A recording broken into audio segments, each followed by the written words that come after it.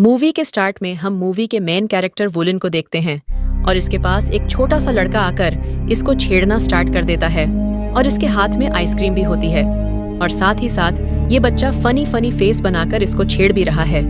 ये आइसक्रीम को वुलिन के चेहरे के पास लाता है, पर तभी हम बहुत सारे ठग देखते हैं जो अपने ग्रुप के साथ आ गए हैं और ये ठग आकर बच्चे की परवाह ना करते हुए उसकी आइसक्रीम को जमीन पर गिरा देते हैं, जिससे बच्चा रोने लग जाता है। अब वुलिन ये बच्चे को देखकर अपनी जगह से खड़ा हो जाता है और ठगों के पीछे जाता है। ये ठग बहुत बड़े बिजनेसमैन को पकड़ने के लिए गए थे और वो इसको मारना चाहते थे। इसके बाद वुलिन इनके पास आता है और इनसे पूछता है कि किसने बच्चे की आइसक्रीम पर पांव रखा है।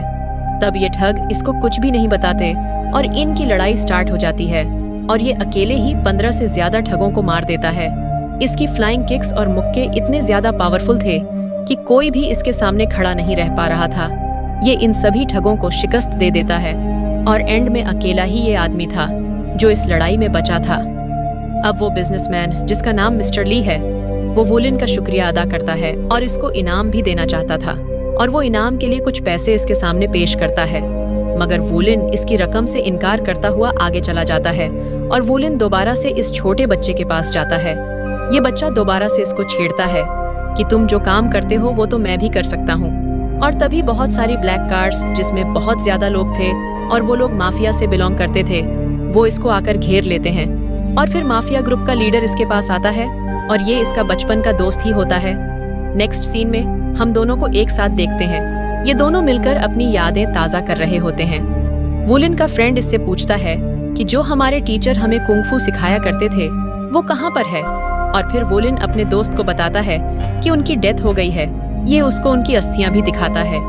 जब वुलिन के दोस्त को पता चलता है कि इसके मास्टर की डेथ हो गई है तो वो रोने लग जाता है। वुलिन के दोस्त को ये बात याद आती है कि इसने अपने मास्टर के लोहे के जूते चुराए थे और जिसकी वजह से मास्टर ने इसे छोड़ दिया था। साथ ही साथ हमें एक और गैंग का मास्टर दिखाया जाता है जिसका नाम मिस्टर फू है और मिस्टर फू अपने ही आदमी को धोखा देने पर मार डालता है। वहीं पर वुलिन के फ्रेंड के पास मिस्टर ली आता है जिसकी जान वुलिन ने बचाई थी। वो आकर वुलिन से कहता है कि मुझे अब अपनी बेटी के लिए बॉडीगार्ड चाहिए और अब वुलिन का दोस्त उससे कहता है कि मिस्टर ली अपनी बेटी के लिए तुम्हें बॉडीगार्ड के तौर पर रखना चाहते हैं, क्या तुम राजी हो? अब वुलिन राजी हो जाता है और मिस्टर ली इससे प्रॉमिस लेते हैं कि किसी भी कीमत पर तुम मेरी बेटी की हिफाजत करोगे। हम देखते हैं कि मिस्टर ली की बेटी एक नाइट क्लब में है। वहाँ पर कुछ लोग उसको छेड़ रहे हैं। तभी मिस्टर ली वहाँ पर पहुँच जाते हैं और सभी लोगों को अपनी बेटी से दूर करते हैं। लेकिन एक ठग तो इनकी बेटी को लेकर भी जा रहा था, मगर तभी वुलिन आ जाता है और इन ठगों से लड़ाई करता है। और जब मिस्टर ली की बेटी को ये बात पता चलती है कि वुलिन उसका बॉडीगार्ड है तो वो उससे कहती है कि मैं तुम्हें दुगनी रकम पेश करती हूँ, तुम मेरे बॉडीगार्ड मत बनो और छोड़ दो इसको।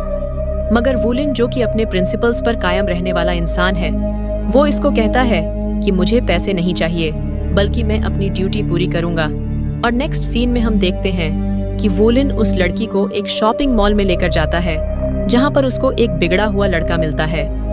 वो लड़का किसी और लड़की के साथ बदतमीजी कर रहा था। ये लड़की जाकर उसको थप्पड़ मारती है और कहती है कि ऐसा करने के लिए मुझे वुलिन ने कहा था। और अब जब ये लड़का वुलिन से पूछता है तो वो तो इनकार कर देता है। अब उस लड़के के साथ वहां पर और भी ज्यादा लड़के थे और अब ये सभी लड़के उस लड़की का पीछा करना स्टार्ट कर देते हैं जिसकी सेफ्टी वुलिन को करनी है और उस लड़की का नाम फिफी है। और अब ये लड़के फीफी के पीछे पड़े हुए हैं, मगर वुलिन उसकी हेल्प नहीं करता। वुलिन उसकी हेल्प तब करता है जब फीफी आकर उससे माफी मांगती है और अब वुलिन उन लड़कों को डराता है और उन्हें पीछे करता है। इस तरह फीफी की जान बच जाती है। और नेक्स्ट सीन में हम देखते हैं कि वुलिन फीफी के साथ रेस्टोरेंट में जाता है। फीफी यहाँ पर काफी ज्यादा एंजॉय कर रही थी, मगर वुलिन आसपास की चीजों को ऑब्जर्व कर रहा था कि कहीं कोई खतरा तो नहीं है। मगर तभी इसके पास एक वेट ड्रेस आती है और उसको देखकर वुलिन को ये लगता है कि शायद ये कुछ गलत है और ये फीफी को इस जगह से दूर लेकर चला जाता है। पर बहुत सारे ठग इन पर हमला कर देते हैं और वो इनसे लड़ता है और फीफी को बचाता है। वुलिन अकेला ही इन सब से लड़ रहा था और इसके लिए ये बहुत ज्यादा मुश्किल था, मगर ये हिम्मत नहीं हारता। और जब ये इन सब से लड़ रहा होता है तभी एक आदमी फीफी का हाथ पकड़कर उसको गाड़ी में ले जाता है और ये लोग इसको दूर लेकर जा रहे थे। और जब वोलिन इनको देखता है तो ये इनसे लड़ता है और उनकी गाड़ी के पीछे भागता है।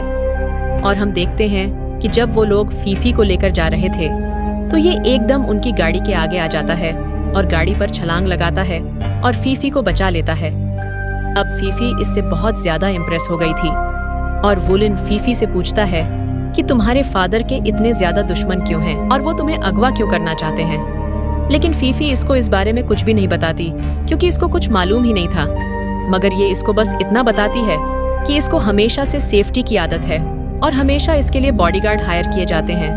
और वहाँ पर हम वोलिन के फ्रेंड को देखते हैं जो मिस्टर फू से बात कर रहा है।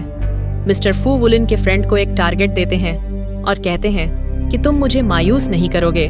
एक्चुअली में वोलिन के फ्रेंड को ये कहा गया था कि उसको मिस्टर ली और उसकी बेटी दोनों को पकड़ना है। और नेक्स्ट सीन में हम वोलिन को देखते हैं जो अपने आयरन फीट से प्रैक्टिस कर रहा है। एक्चुअली में ये स्किल्स इसको इसके मास्टर से मिली है। प्रैक्टिस करते हुए इसको यह बात याद आती है कि कैसे बचपन में यह अपने दोस्त के साथ प्रैक्टिस किया करता था और यह अपनी प्रैक्टिस में इतना ज्यादा कंसंट्रेट कर रहा था कि इसको समझ आ जाता है कि जिसने अटैक किया था उस लड़की पर वो आदमी इसके दोस्त के आदमियों में से कोई आदमी है। अब अगले दिन यह अपने दोस्त से जाकर मिलता है और इसका दोस्त इसको कहता है कि बेहतर होगा कि तुम मिस्टर ली की बेटी की हिफाजत ना करो और तुम्हें अब उनके बॉडीगार्ड बनने की जरूरत नहीं है। वोलिन का दोस्त इसको बताता है कि हमने स्टील फैक्ट्री को ट्रेनिंग बेस में चेंज कर दिया है और वहाँ पर आने वाले स्टूडेंट्स को तुम ये बताओगे कि स्टील के जूतों को यूज कैसे करना है। मगर वोलिन अपने दोस्त की बात मानने से इनकार कर देता है। इस बात पर वोलिन के दोस्त को बहुत ज्यादा गुस्सा आ जाता है और वो इसे फाइट का चैलेंज करता है। वोलिन अब अपने दोस्त से फाइट करता है और अपनी फाइटिंग स्किल से उसको हरा देता है और अपने दोस्त को शिकस्त दे देता है। वोलिन का दोस्त अपने कपड़े का एक टुकड़ा फाड़ता है और वोलिन को कहता है कि आज से हम भाई नहीं रहे। इसके बाद वोलिन फीफी के पास जाता है और उसको शहर से दूर ले जाता है। फीफी उससे पूछती है कि तुम मुझे दूर क्यों लेकर जा रहे हो। तब ये उसको बताता है कि तुम खतरे में हो और एक माफिया का ग्रुप तुम्हारे पीछे पड़ा हुआ है। और अब ये दोनों बहुत दूर चले जाते हैं और एक साथ वक्त गुजारते हैं। और जब ये माफिया से छुप रहे होते हैं हम देखते हैं कि वोलिन फीफी को भी कुंग फू सिखाता है और फीफी वोलिन को कार चलाना सिखाती है। और अब वोलिन फीफी को बताता है कि उसके शूज 25 केजी के हैं और एक टेक्निक से इनके बारे में कुछ स्किल सीख रहा है जिससे कि ये इनका अच्छे से यूज कर सकेगा। तभी हम वोलिन के फ्रेंड को देखते हैं जिसको याद आ रहा था कि जब वो कलियों से कचरा खा रहा था तो मिस्टर फू ने उसकी हेल्प की और उसको अपना आदमी बना लिया। तभी हम मिस्टर फू को देखते हैं जिसने मिस्टर ली को पकड़ लिया है। एक्चुअली में मिस्टर ली और मिस्टर फू मिलकर दोनों काम किया करते थे। मिस्टर फू एक जालिम इंसान है और उसने अपनी बीवी को खुद ही मार डाला था। अब मिस्टर ली को पकड़ने के बाद ये फीफी को भी ढूंढना चाहता है और मिस्टर फू वोलिन के फ्रेंड से कहता है कि तुम्हें वोलिन को पकड़ना होगा। मगर वोलिन के फ्रेंड को ये लगता है कि अभी उसके हाथ वोलिन को पकड़ने के काबिल नहीं है और अब इसीलिए वोलिन को पकड़ने के लिए ये लोग बेड़ियों का इस्तेमाल करेंगे।